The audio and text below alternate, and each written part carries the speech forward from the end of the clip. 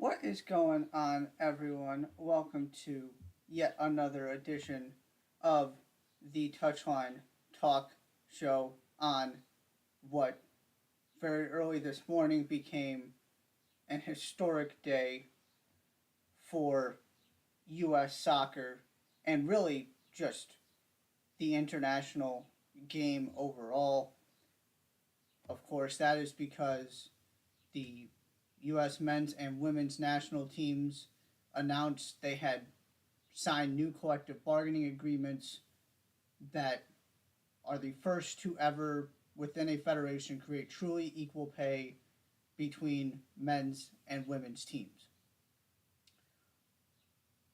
Yes, we had Europa League final. We're going to get to that. Of course, we've got a you know European season finale to preview this weekend. So much to play for in the Premier League, a title up for grabs in Italy. So much to get to. But we're going to start here because this is that important. It's that historic. And the reason this is the first ever true equal pay agreement is because it is not using a ratio or proportion. There have been times in the past where men's and women's teams are getting the same proportion of the money that comes in. What's different about this is that the proportions got thrown out the window. This is matching dollar for dollar between the men's and women's teams. And not only matching dollar for dollar, but matching across the board. And there are two particular examples of this I want to highlight. The first is a smaller one, but it's got an incredible amount of symbolism, which is that childcare is going to be provided to the U.S. men's team, the same way as the women's team. The idea here is very simply, and this was kind of highlighted when you heard specifically Midge Purse talking about this as both the men's and women's representatives discussed this agreement. The idea is very simple. The players on the men's team, including Walker Zimmerman, who's kind of been the face of the media side of this and sort of selling it and explaining it as the player rep, have kids. And so the idea was, we don't want this to come across as only women are responsible for raising children and they're the only ones who have to worry about childcare. We want the men's team to be able to have that too. And of course, the bigger one is the World Cup payout. And I want to spend some time here because there are a couple things that need to be highlighted, specifically the sacrifice made by the men's team to make this happen. In a vacuum, it seems simple. You just pay the teams the same. It's much more complex because the pots you're working from are vastly different. The men's team will make more money for going to the World Cup than the women's team will make for winning it. We can have a different conversation about that another day, but that is the reality of the situation. And so, for this to happen, you had to get buy-in from the men's side, and the men's side had to say, we are okay taking this financial hit. Now, the flip side to that, of course, and the argument as to why they should be more than willing to do that is they are compensated much better from a team standpoint, whether it's MLS or specifically in Europe. That money doesn't mean as much to them, which is absolutely valid. But you're still asking people to give up money, and that needs to be highlighted. And so on the long list of people who had to sacrifice and fight to make this happen, that group should not be lost. Because the men's team agreed to throw their money into a pot with the women's team and then split it up evenly. That is a sacrifice on their part because they are giving up a bigger chunk of the money. Now, the other part of this we're going to get to in a minute here is there is justification from the women's side. They should be willing to do that because of what the women bring commercially. But we're going to say that for a second, stick on the theme of the sacrifices involved.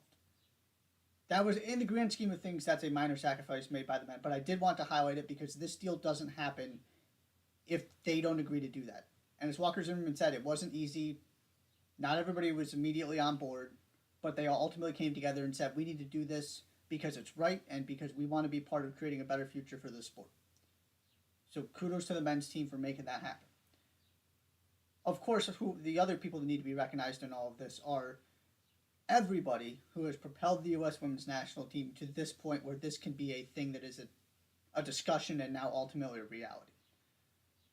That starts way back, of course, all of the previous iterations of the U.S. women's national team, everybody who has supported them, the fans who show up time and time again, everybody played a role in making this happen. But there are plenty of people, sort of those previous generations of this national team, who set the stage for this, who were brave enough to fight for themselves, to fight for the bigger picture, the cause, and it just kind of, that torch got picked up and carried and ultimately expanded to where we were pushing for more and more and more.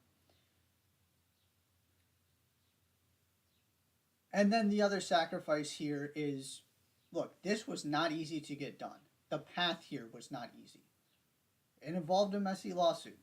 It involved the men not working under a collective bargaining agreement. They had their own issues. Not in the same way as the women's team, but this did not just sort of come together in a kumbaya moment quickly. This was years of fighting and battling and sticking with it and taking some lumps along the way. But ultimately, we did reach this point. It's a historic day in U.S. soccer, and the U.S. had to be the country to do this first. I'm not here to put moral obligations on anybody. That's not what I'm getting at here. But there is not another country in the same situation when you compare their two national teams. Right? Think about this for a second. When you think of soccer players in this country, I would argue, as in national team players, I would argue the first names that come to mind, maybe Christian Pulisic, maybe he is at the top of that list now. Be an interesting science experiment. Because I would argue those names are Megan Rapinoe, Alex Morgan, you go down the list. Part of this is the fact that not only is the women's team better, right? You have a men's team who is expected to qualify for the World Cup and is hoping to get out of group stages, and a women's team that's expected to win the World Cup every time they compete. That's part of this. But the other part of this is the commercial, the branding, the popularity standpoint. Because financially, the women's team more than holds their own with the men. In some instances, they bring in more money for U.S. soccer because they are such big names and because men's soccer in this country is so far down the pecking order. Right? Walker Zimmerman was the guy out there talking as the representative of the men's team. And justifiably so, as he's become a central figure to their qualifying, and especially now that Miles Robinson is certainly looks like he's going to miss the World Cup, unfortunately, is going to be a crucial part of that back line in Qatar. How many casual sports fans in this country know who Walker Zimmerman is? How many know who Alex Morgan is, or Megan Rapinoe, or whatever women's star you want to put in there? So if this situation where your women's team from a branding standpoint is, I would argue, more popular than your men, and certainly the individual stars have bigger brands, and that the women's team is way higher on the pecking order of popularity in women's sports than the men's team is on the men's side. If we can't come to an agreement here and make this work, how in the world is somebody else going to do it when you don't have all of these, the commitment to resources on the women's side, of course, but the fact that the optics of this looked bad for U.S. soccer. because it's not like the men's team is carrying this organization here. In many ways, it's the women who are doing it, especially because the men couldn't even qualify for the last World Cup. And so this was the place to start, because to me it was, not that it was easy, but it is the easiest situation to find a way to meet in the middle and get to an equal pay, a true equal pay situation. And that is where we now find ourselves. Everybody is on board. This is a terrific day for U.S. soccer. It sends a very important message. It hasn't been pretty the past couple years for a variety of reasons, but this is a huge, huge step in the right direction. And as many people have said, the goal here now is to be the standard bearer and to say, look, we figured it out. This can be done. You don't have to have the pressure of being the first country to do this. The formula was here. The baseline was here already for the U.S. to step up and do this. They got it done. Now the question becomes, okay, are other countries going to follow suit? How much of an impact does this have down the line for the women's game? All of that stuff, which obviously we won't know for some time. But again, you go line by line into all of the stuff that's in these CBAs. It is truly equal. It's not just putting lip service to it. It's not distorting it by making it proportions. This is everything coming in is getting split equally between these two teams. And so feel free to, I mean, people have been reporting on this all day. Feel free to go read what some people have had to say about it with these press conferences today. This is a huge deal, a long time coming, but we are here. Today is the day, and we can now officially say it's equal pay. I've said before I don't like doing transfer rumor things. To me, it's just a waste of time. And I still stand by that. However, what has happened with this Lionel Messi thing needs to be addressed.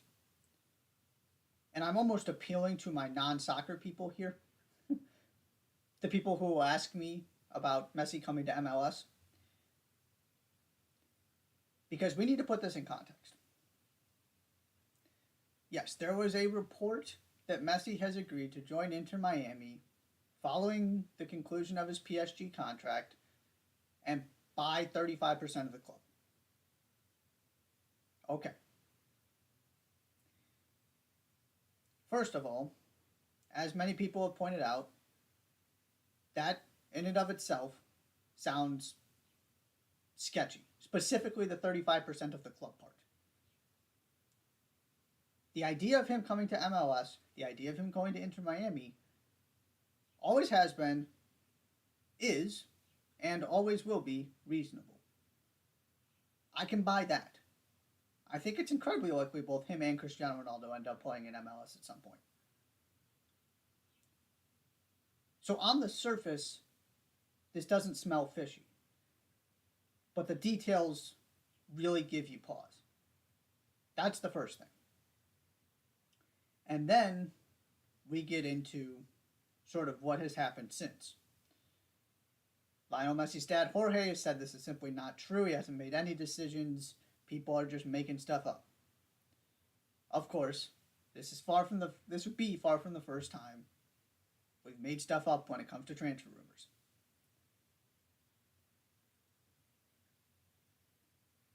I was asked to put this kind of on a scale of 1 to 10.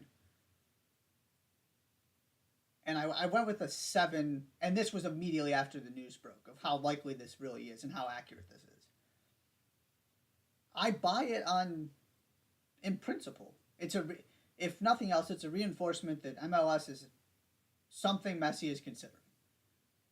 We didn't need this kind of report to assume that, but there's got to be something to it.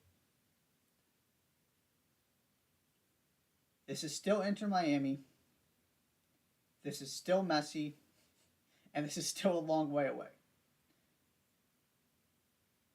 I will not believe this is done and dusted until Inter Miami themselves announce this.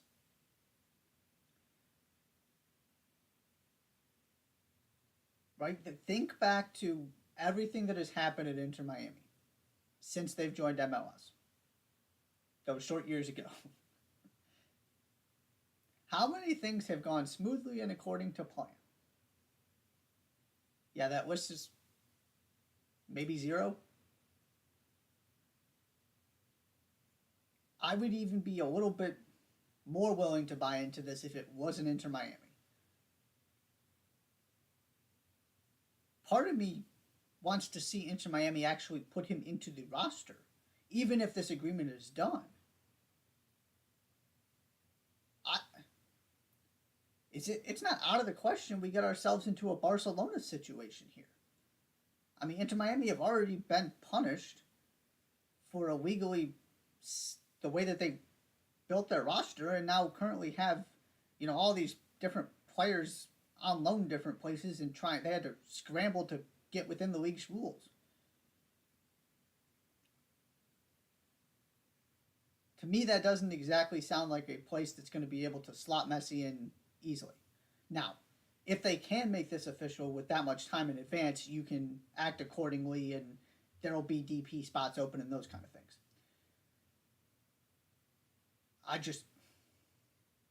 Everybody was kind of going off this one report, and that's the other part of this that scares me. You didn't see all of this verification coming. All we've seen in the aftermath is Jorge Messi saying, no, you're wrong. That's not true. And when it comes to Messi, his father is not just his father is also his agent. So that brings added weight to what he says. This is not just his dad saying something. He is involved in his son's contracts, negotiations, all of that stuff. So he is speaking from a place of authority. Now, is it possible they're just somehow trying to delay this and that this report is actually true? Sure. But the longer this has gone on, the more hesitant I am to even fully believe this.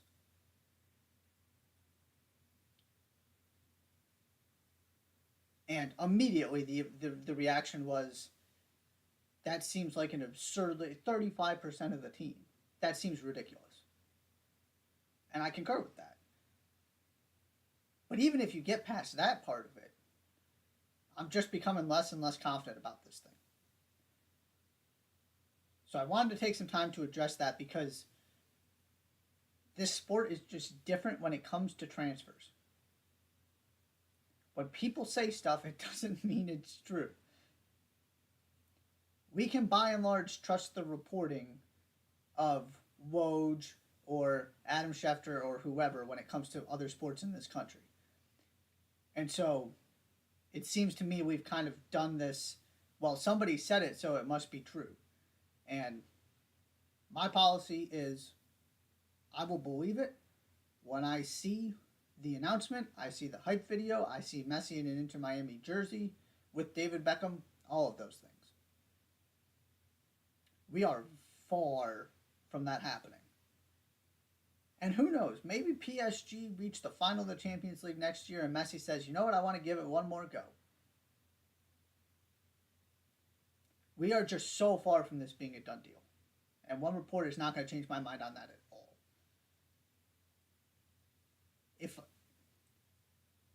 If I'm going to place a bet now, yeah, I do think he will end up coming at the end of his PSG contract. But that's more just me thinking it's a logical series of events than somebody reporting it, so I'm going to believe it at this point. We will see. Just wanted to get that off my chest and clear that up a little bit for some people who may be interested in the idea of Messi coming here but don't quite understand all of the intricacies involved in this. The momentum is not growing toward this. If anything, it is dampening since that initial report came out. We're going to take a quick break.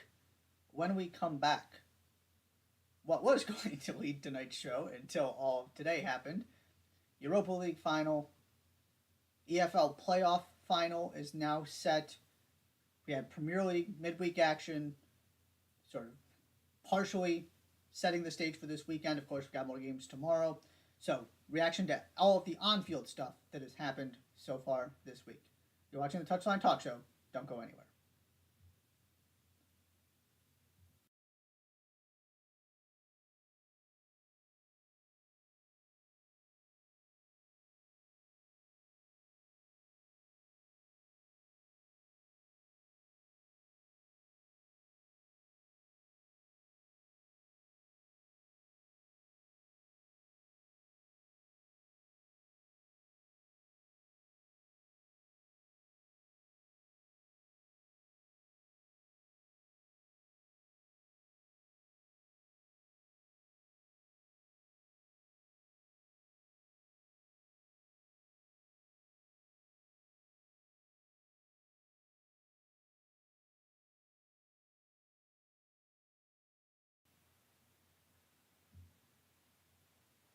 And welcome back to Touchline Talk.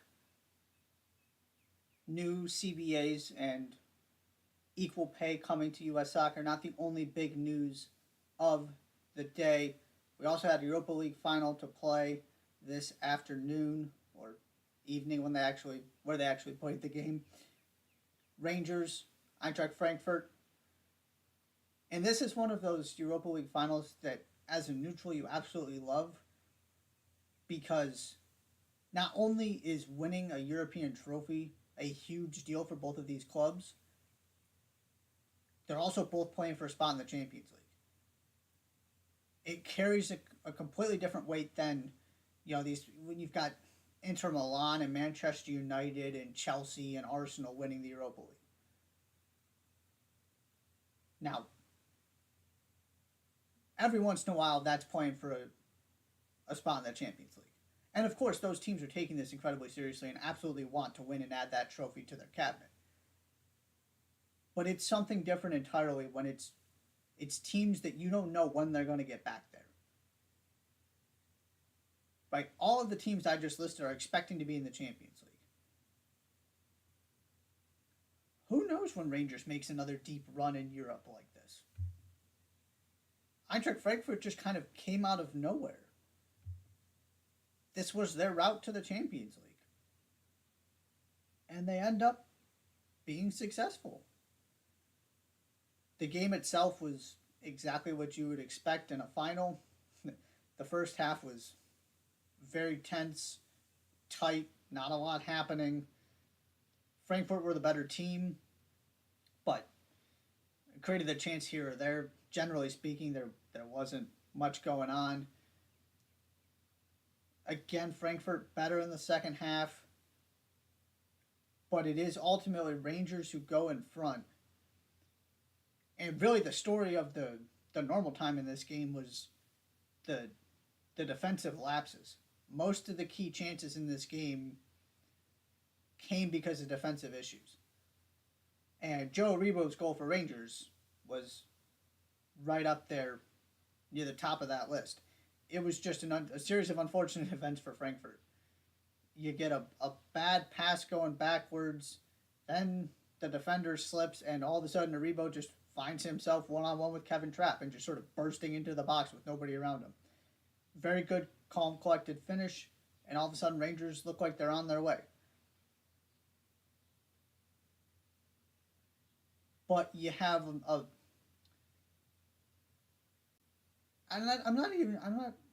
it's not really fair to call it a defensive mistake. More of a miscommunication.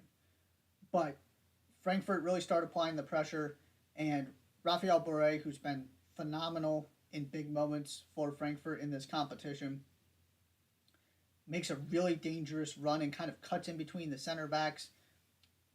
Nobody cuts out the cross. Nobody gets between him and the ball. And so all of a sudden, he's able to poke it in. It's 1-1.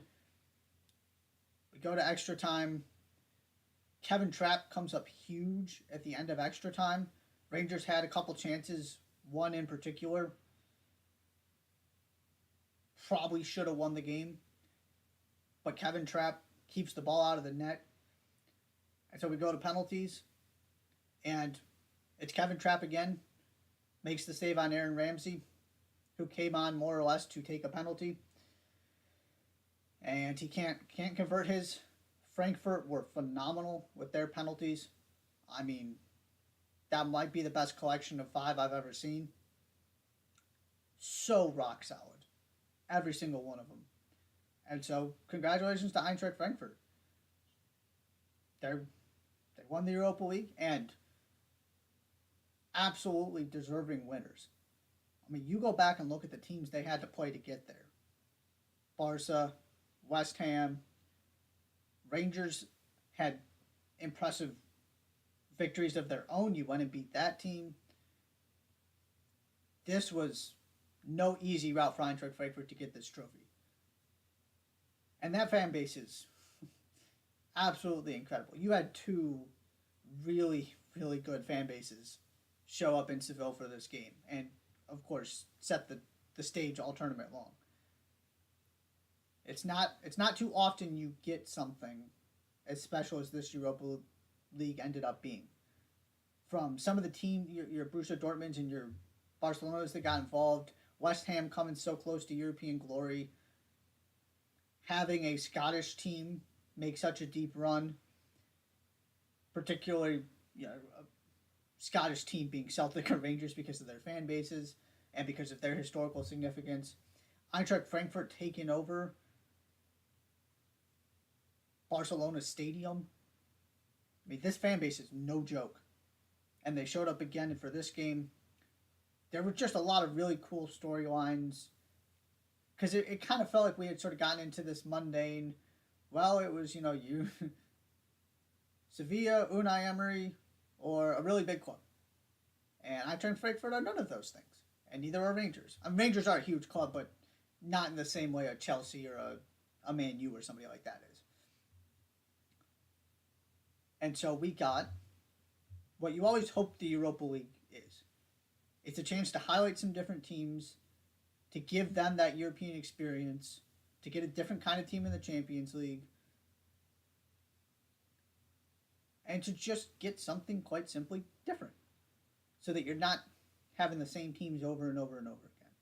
And we absolutely got that this year. Congratulations to Eintracht Frankfurt. While that is going on, we also had Monday, Tuesday, crucial Premier League games as we wind down to the end of the season on Sunday. Arsenal watch Tottenham win over the weekend and then play Newcastle and fail to show up, which puts them in a really, really tough spot. We're going to outline exactly what this all looks like in our weekend look ahead and set the stage for that final day of the Premier League season. And it's not... Arsenal didn't lose close. Arsenal didn't draw. Arsenal got handled. And that Newcastle team has been excellent since Eddie Howe took over. I will not understand why there was so much reservation about him taking that job. Or more specifically, that job being given to him after what he did at Bournemouth. Much like Sean Dyche, he just kind of ran out of energy and resources. It's hard to continue to overhaul those squads. And at some point, you just stop being able to punch above your weight.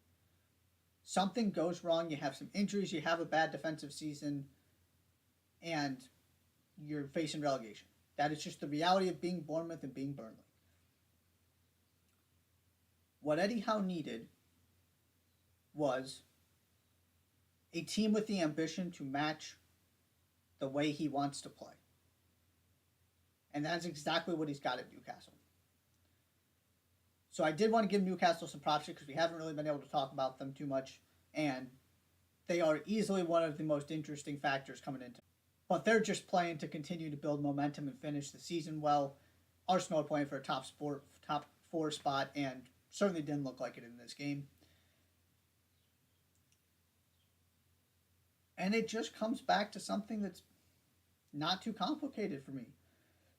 This team hasn't been here before. This manager hasn't been here before. And you're basically asking them to take the step from not being a factor in the Champions League race at all, the top battle for the top four, to getting a top four spot at the expense of their biggest rival, who, oh, by the way, has a bunch of players who played in the Champions League final and have done this exact thing plenty of times before, and are managed by one of the most proven managers in the world. That is an awful lot to ask of a young team and a team. Right? Just go down the list of players featuring for this team. Yes, they have guys who have technically been there before, but in terms of responsibility,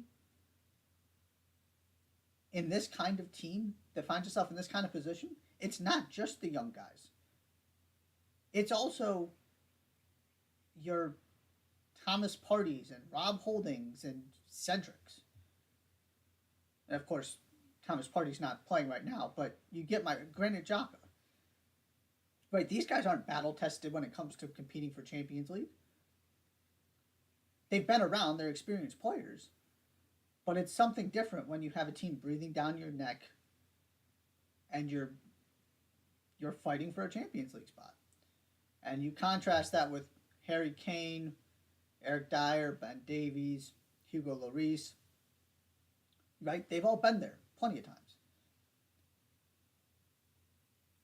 And so, yes, Arsenal are still alive, but that very much kind of felt like this is it.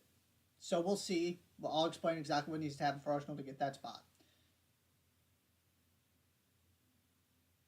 But I will continue to preach, and anybody who knows me knows how strongly I believe in this, that learning to win is a process.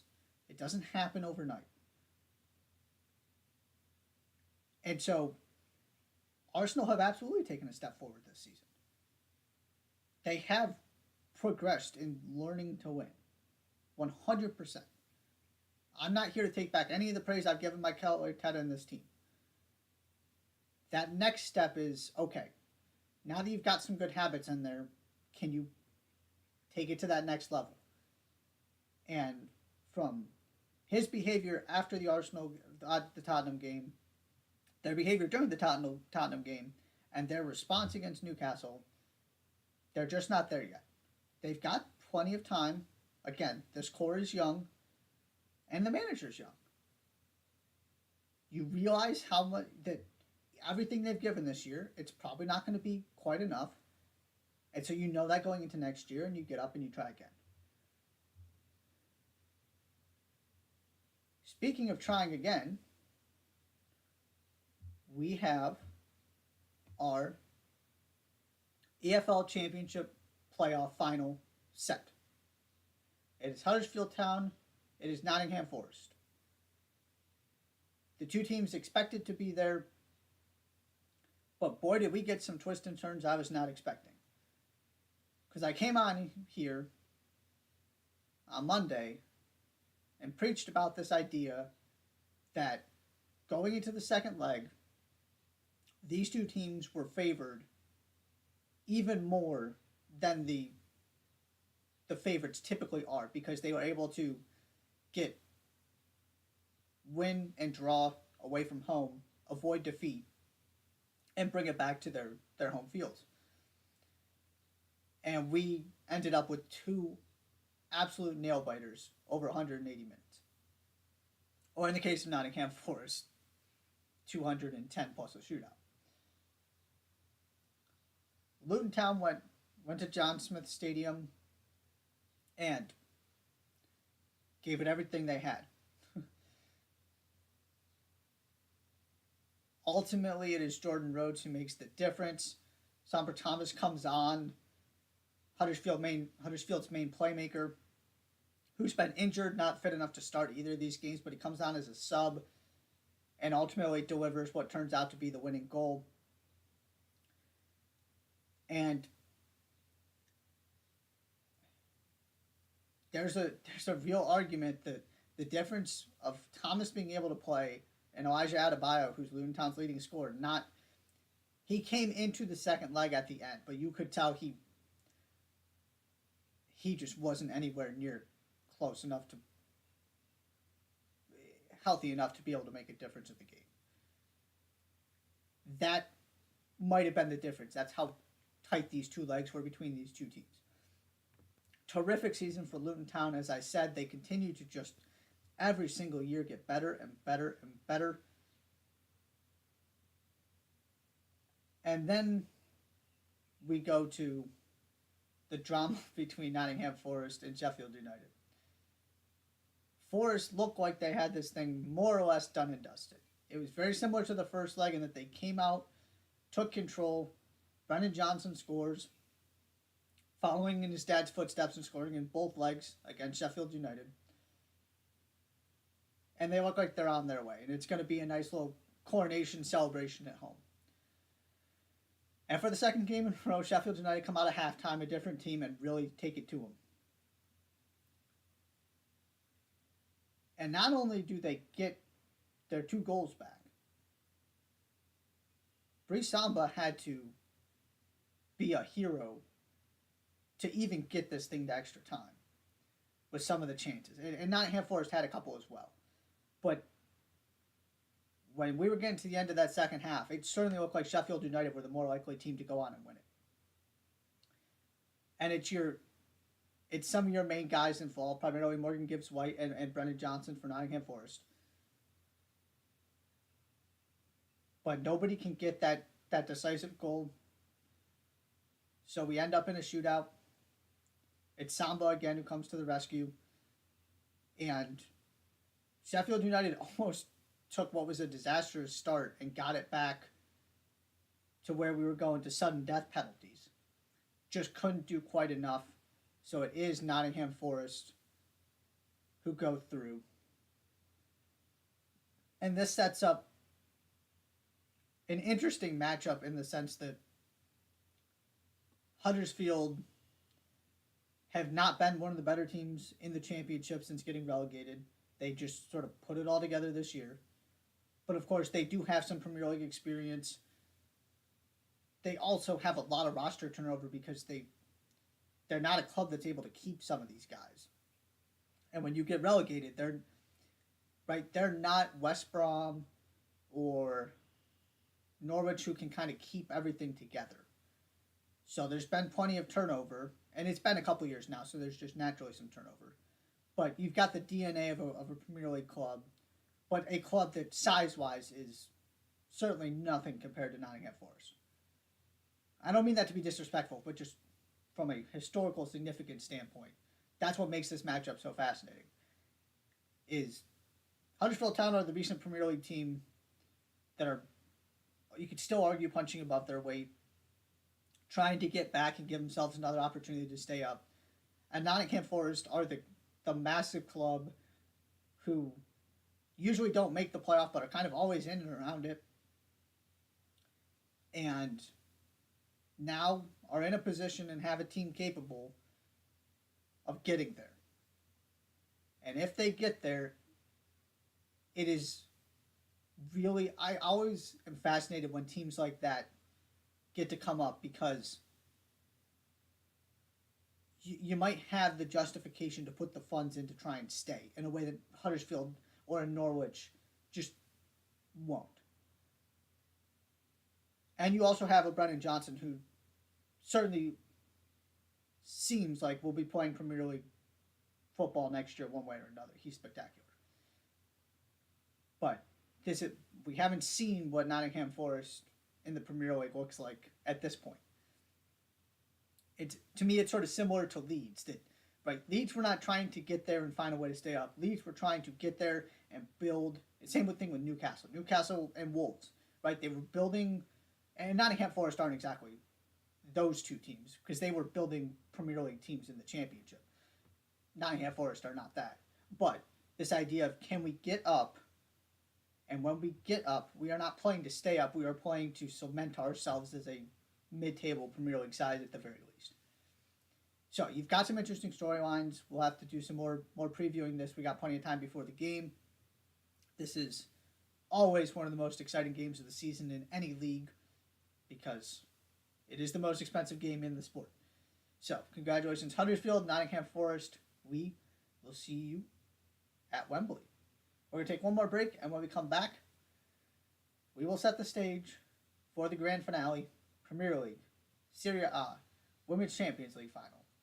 It is all happening in the next few days. You won't want to miss that. Don't go anywhere.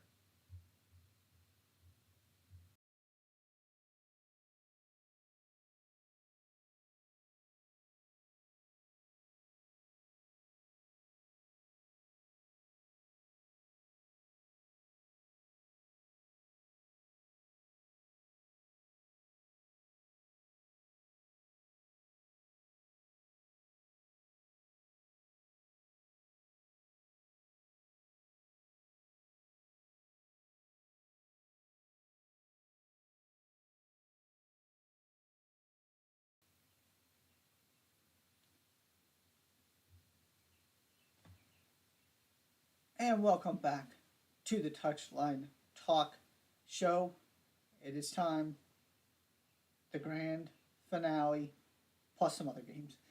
But we are at the business end of the European season, particularly the domestic leagues. Of course, we've still got a Champions League final to look forward to. But before we get to that, we have some things to discuss and set the scene for, and Liverpool have a Premier League title to play for. So, Thursday, this is kind of an awkward spot because we already talked about what happened in the first half of the week, but you also have some massive games at the relegation side of things on Thursday. Crystal Palace at Everton, Burnley at Aston Villa.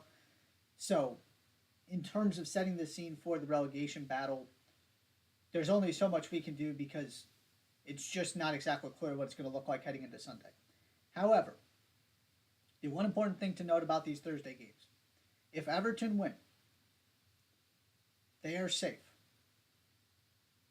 because Leeds would not be able to catch them, which would mean they could finish no worse. Leeds would have to finish below them, which would mean they could finish no worse than 16th. Because you already have, 17th, because you already have 20 and 19 solidified. So, Everton have this game in hand. Is giving Everton the opportunity to avoid this once and for all and breathe a huge sigh of relief. We'll see if it happens.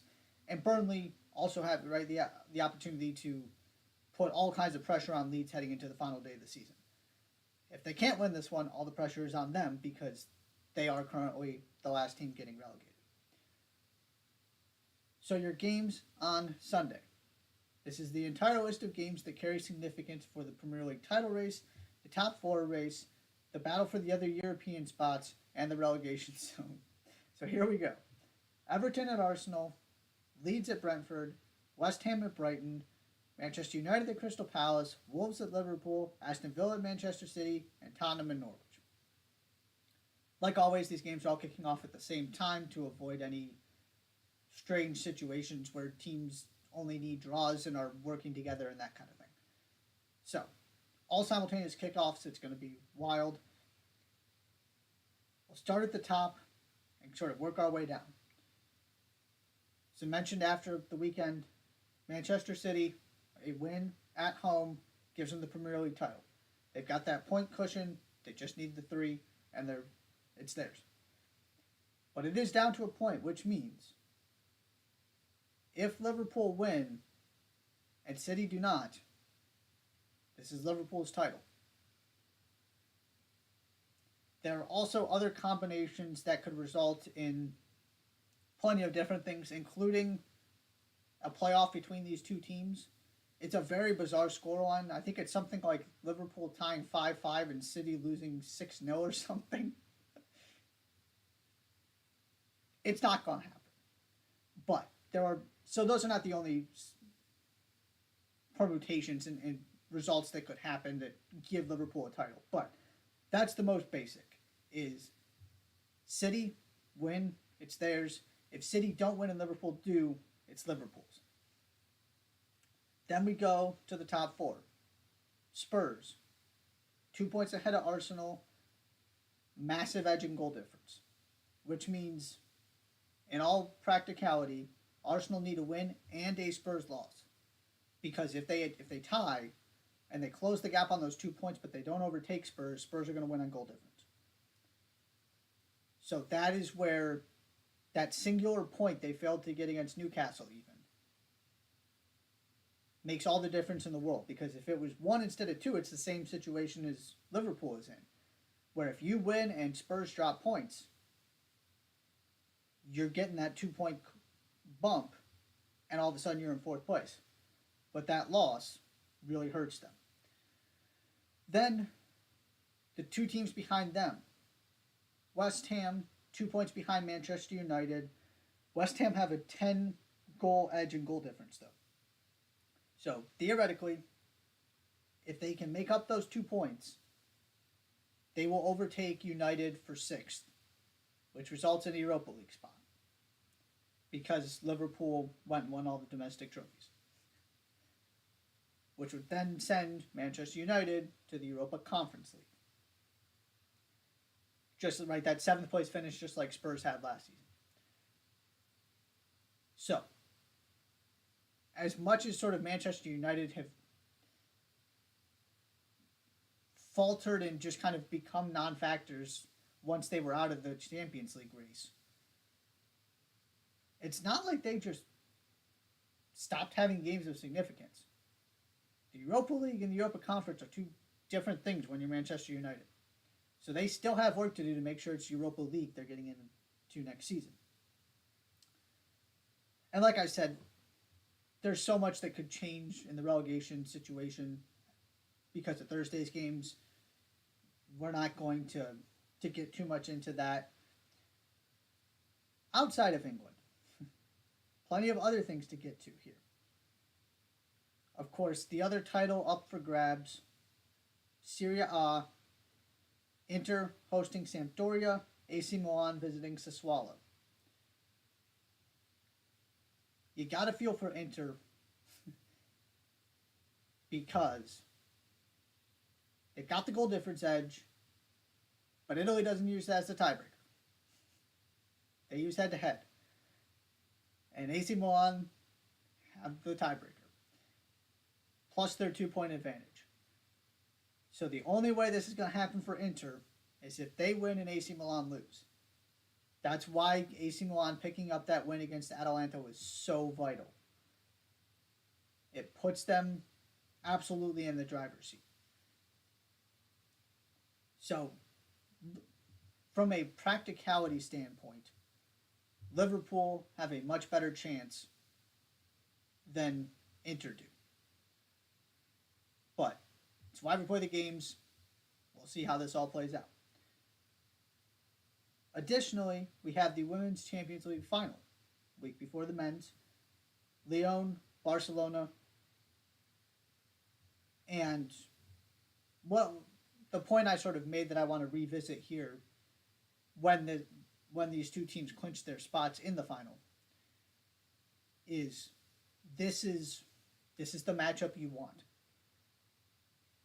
Barcelona went through last season without having to face the battle-tested Lyon team. You know, they got a Chelsea team in the final who hadn't been there before. And so we now have excuse me, the rising superpower who just completed the perfect La Liga season